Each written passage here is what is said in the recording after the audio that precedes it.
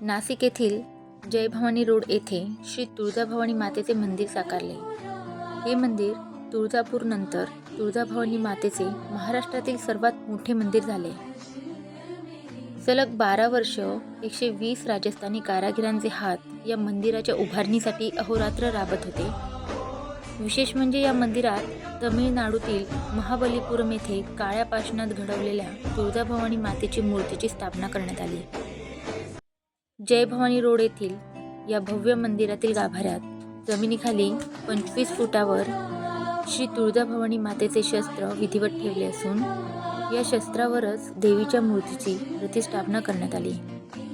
या मंदिरासाठी अयोध्येत साकारलेल्या श्रीराम मंदिराप्रमाणेच राजस्थानातील 2210 टन इतका बन्सी पहाडपूर दगडाचा वापर झालेला आहे।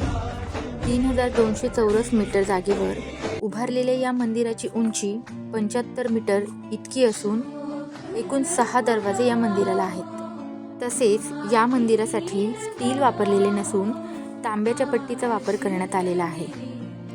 या मंदिराच्या 4 दिशांना महादेव, साती आसरा, हनुमान आणि भैरवनाथ आदी मंदिरेही उभारली आहेत। व्हिडिओ आवडल्यास चॅनलला लाईक आणि सबस्क्राईब करा।